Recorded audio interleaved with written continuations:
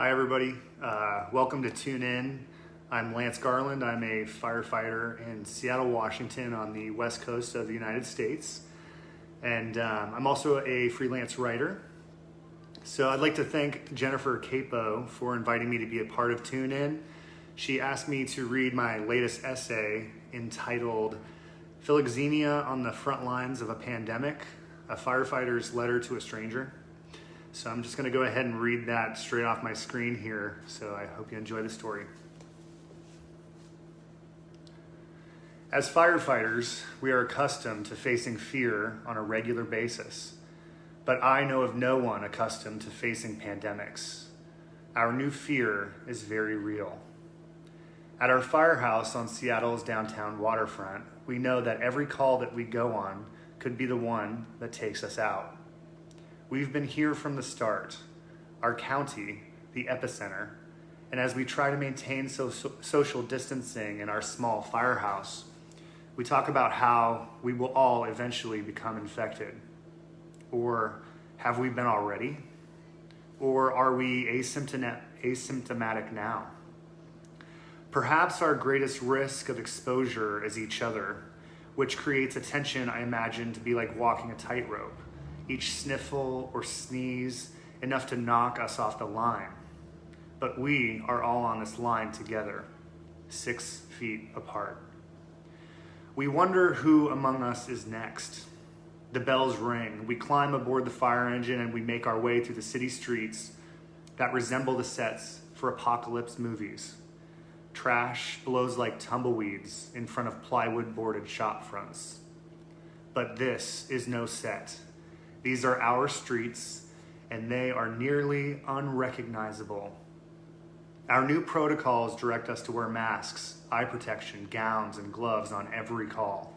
We hurriedly don our protective equipment while riding in the back of the rig. Lights, the only sign of life. Sirens, the only sounds. Our protection makes human connection jilted and stalled. Nearly.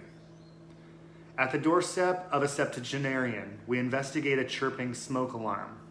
We've recently passed daylight savings time and the battery needs changing. This call, once a casual kindness and of no great consequence, now has serious life threats associated with it. This grandmother's home could be infected, or we could unwittingly bring the virus to her doorstep. Our PPE both protects us and separates us. A call that not too long ago was a heartwarming courtesy has become riddled with anxiety and danger. She says she might have symptoms. Who can be sure? She invites us inside so that the people in the apartment on her floor don't see her, but I suspect she just wants another human in her living space. Every word from her dry lips seems parched with longing. Her loneliness teeters toward desperation on every word, each one a request for an embrace that we cannot give. After I remove the battery from the smoke alarm, I say our goodbyes, but as we're leaving, another beep calls our attention. The woman attempts to small talk with us as we search her apartment for the cause of the chirping. Any dialogue will do so long as it's combined with the presence of another human. After some time, we find a carbon monoxide detector behind a bookcase that is secured to the wall. We rectify the situation. On our way out the door, the woman's eyes implore me to stay. The rest of my crew is on the way down the hall, but I hesitate, gazing into her eyes. I don't hear her words, I just feel her overwhelming isolation, her fear. She reminds me of the first patient who died in my embrace. She was of similar age, and in her last moments of life, she clung to my arms, searching my face for an answer, and whispered, "Help me," before a profound change came over her, and I felt the impression that she had fallen backward, tumbling beyond this physical place.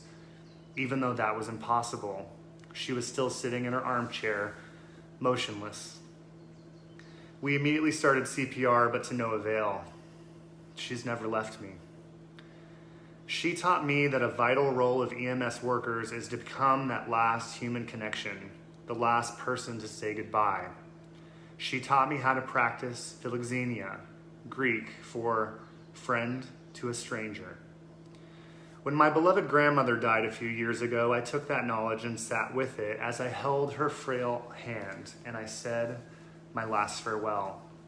It was difficult to see in the moment, but I would later come to understand that the ability to say goodbye was perhaps the greatest gift in her passing.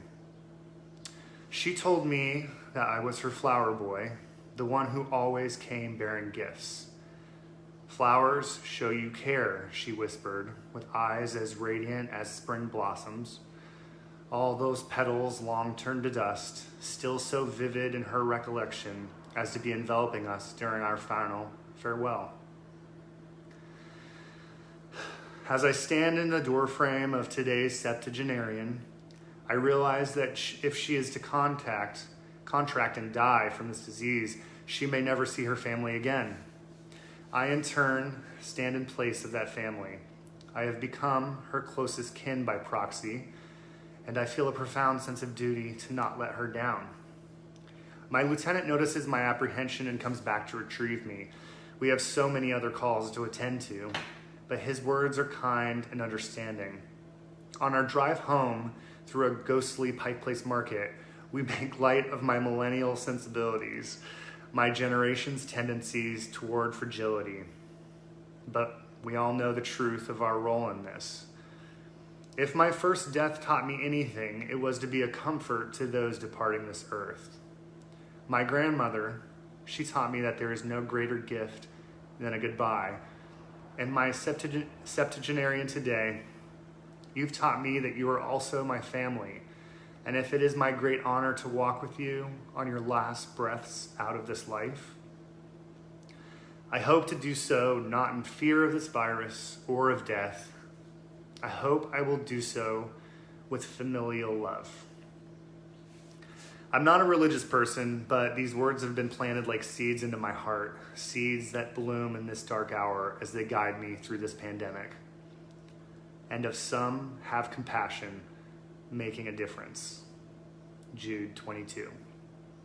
So as we struggle to accustom ourselves to this new business as usual, I'll steel myself with the armor of empathy, of philoxenia, and be ready as our duty calls.